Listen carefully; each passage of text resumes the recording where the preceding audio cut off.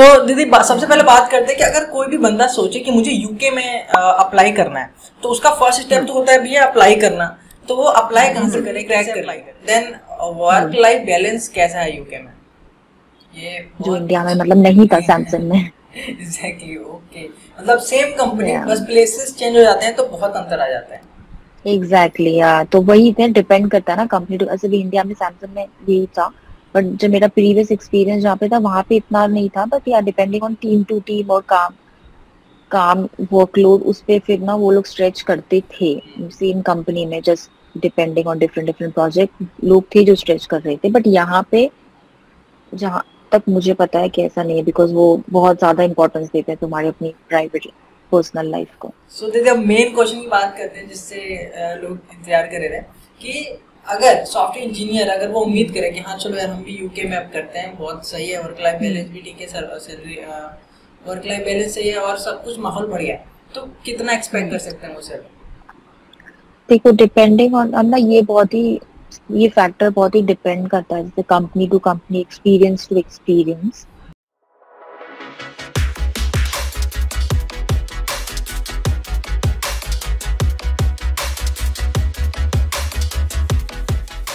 तो प्लीज दीदी introduce yourself. Okay.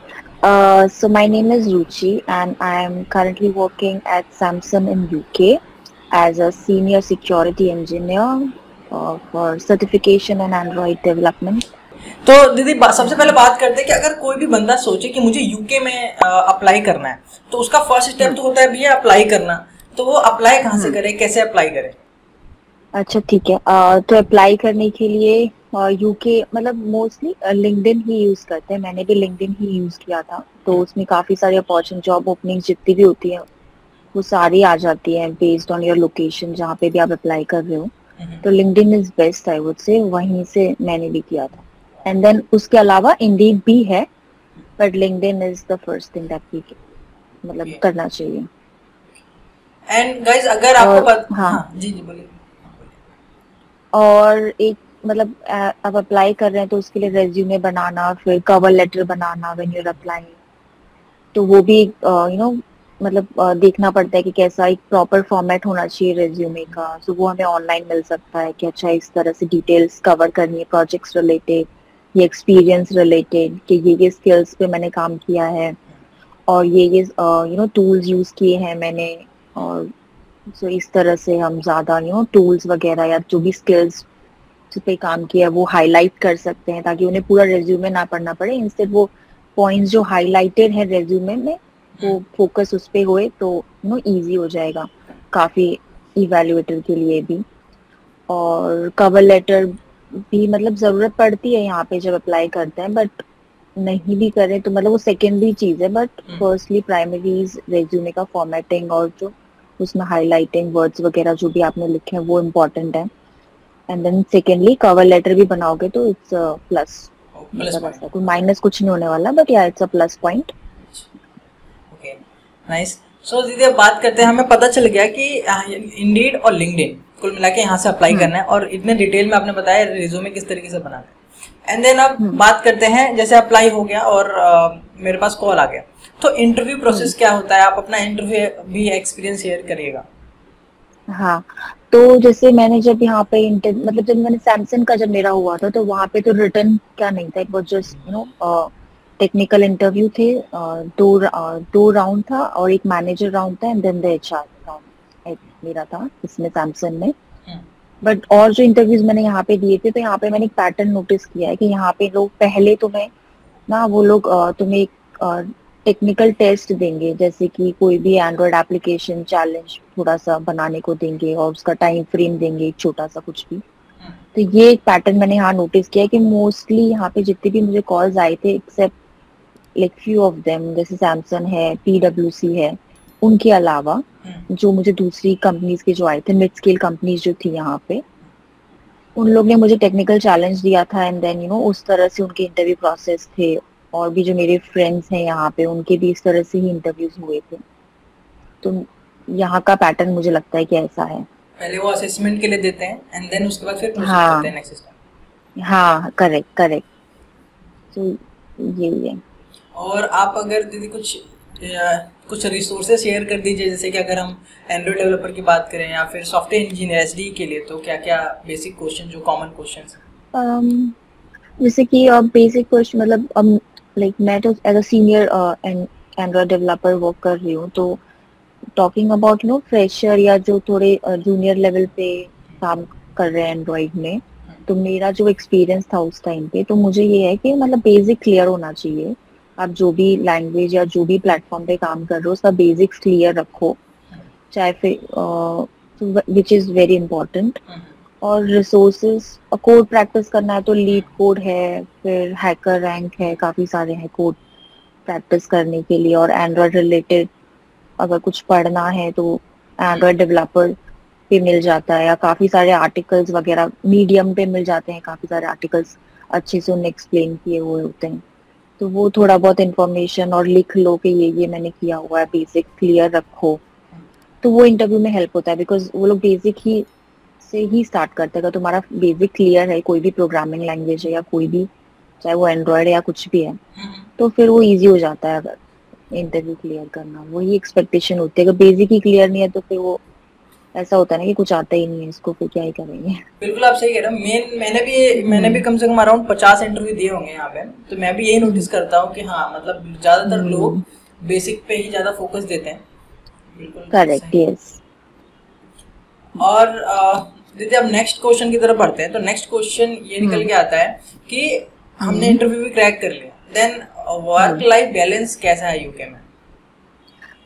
तो कम मतलब जैसे ना ये डिपेंड करता है बहुत ही, क्योंकि लाइक इंडिया में जब मैं टॉकिंग अबाउट सैमसंग एक्सपीरियंस अभी के लिए, तो जैसे मेरा वर्क लाइफ बैलेंस सैमसंग में जब मैं इंडिया में थी तो वो इतना बैलेंस नहीं था। लाइक बहुत ज्यादा वर्कलोड हुआ करता था, मैं वीकेंड्स पे काम कर रही हूँ, फिर रात के 10-10 12-12 बज रहे हैं, then I am still working. But वो सेम चीज यहाँ पे नहीं है, बिकॉज यहाँ पे ना तुम्हारी पर्सनल लाइफ को बहुत ज्यादा इंपॉर्टेंस दी जाती है। सो दे डोंट एक्सपेक्ट कि आप ना ऑफिस के बाद किसी के कॉल्स या मीटिंग्स अटेंड करो या कोई काम करो। जो आपका ऑफिस आवर्स है वो उसी में ही काम एक्सपेक्ट करते हैं, that you will be available, और तुम उसी में ही काम करोगे। और उसके बाद if you are not available for any calls और मीटिंग्स इफ रिक्वायर्ड, तो वो नहीं होता। तो ये वर्क लाइफ बैलेंस यहाँ पे मतलब बहुत इंपॉर्टेंस दी जाती है तुम्हारी प्राइवेट लाइफ को, तो इजी है काम और दोनों चीज बैलेंस करना। यहाँ पे मैंने ये नोटिस किया, ये जो इंडिया में मतलब नहीं था सैमसंग में। Exactly, okay. मतलब सेम कंपनी, बस प्लेसेस चेंज हो जाते हैं तो बहुत अंतर आ जाता है। एग्जैक्टली यार, तो वही इतना डिपेंड करता है ना कंपनी टू। ऐसे भी इंडिया में सैमसंग में यही था, बट जो मेरा प्रीवियस एक्सपीरियंस जहाँ पे था वहां पे इतना नहीं था। बट यार depending on team to team और काम काम वर्कलोड, उस पे फिर ना वो लोग स्ट्रेच करते थे सेम कंपनी में। Just depending on different different project, लोग थे जो स्ट्रेच कर रहे थे। बट यहाँ पे जहाँ तक मुझे पता है कि ऐसा नहीं है, बिकॉज वो बहुत ज्यादा इंपॉर्टेंस देते हैं तुम्हारी अपनी प्राइवेट पर्सनल लाइफ को। सो दीदी मतलब सुनने में बहुत सही है कि यूके में work life balance extreme level मतलब बहुत बढ़िया है। तो अब बात करते हैं कि मतलब डेली एक्सपेंसेस मतलब क्या हो सकते हैं मंथली, अगर हम कैलकुलेट। देखो अभी मतलब पहले इतना ज्यादा नहीं था मंथली एक्सपेंसेस, बट जब से ये रिसेशन और ये इन्फ्लेशन वाला शुरू हुआ है तब से ना हर प्राइस यहाँ पे डबल हो गया है। सो अगर पहले ग्रोसरीज फॉर एग्जांपल 100-150 में आ रही है 3 हफ्ते 4 हफ्ते मतलब 1 महीने भर का, तो अब वही ग्रोसरी इंटू 2 हो गई है multiply by. So her price double हो गया है। अगर एनर्जी बिल्स में लोग मतलब पे कर रहे थे पहले लाइक अराउंड 50-100 पाउंड, तब वो भी इंटू 2 हो गया है। तो हर चीज का प्राइस डबल हो गया है। ओके, सीम्स डिफिकल्ट, बट जो भी है मतलब सैलरी भी थोड़ी इंक्रीज हुई होगी मैम, ऐसा? सॉरी दीदी, नहीं मतलब सैलरी ऐसे इंक्रीज तो मैं नहीं बोलूंगी हुई है, बट हाँ मतलब महंगाई बढ़ी है, बट सैलरी ऑब्वियसली इंक्रीज अभी ऐसी कुछ मेजरली हुई नहीं है, वो वहीं की वहीं है। बट हाँ मतलब वही एक बेसिक सैलरी होनी चाहिए। अगर आप सिंगल पर्सन हो ना तो एक बेसिक सैलरी होना चाहिए यहाँ पे, मुझे लगता है सर्वाइव करने के लिए, जैसे कि 3000-4000 पाउंड के अंदर होना चाहिए। अगर आप रेंट पे कर रहे हो अराउंड लाइक 600-1000 पाउंड, अगर आप रेंट में पे कर रहे हो, और फिर देन और दूसरे bills, energy bills, water bills, फिर खर्चा खाने वाने का मिला के, तो अगर आप महीने का 1000 से 1500 अगर इसमें खर्च कर रहे हो, तो you should have like know, और फिर उसमें बचना भी चाहिए। लाइक अगर तुम्हारा 3,000 से 4,000 के बीच में पाउंड का अगर हाँ सैलरी है और इतना तुम्हारा मंथली एक्सपेंस है हाँ, घर का और खाने पीने का, उसमें प्लस 40% टैक्स भी कटता है यहाँ पे। हम्म, टैक्स एक्चुअली बहुत ज्यादा कटता है सैलरी में, दैट्स 40%। तो अगर 4,000 सैलरी है तो उसमें से 40% टैक्स कटता है। अरे तो उस हिसाब से कैलकुलेशंस करके ही सैलरी, नो, नहीं तो फिर डिफिकल्ट हो जाता है सर्वाइव करना। इट्स लाइक तुम सेव बहुत कम कर पाओगे क्योंकि सिर्फ सर्वाइव कर रहे होगे, ऐसा हो जाएगा, सेविंग्स बहुत कम हो जाएंगी। एंड आई हर्ड कि लंदन जो है वो बहुत एक्सपेंसिव, मतलब एक्सपेंसिव सिटी है।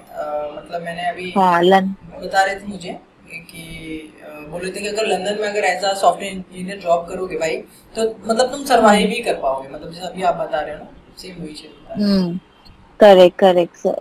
इसलिए यार that is very sure, London actually बहुत एक्सपेंसिव है।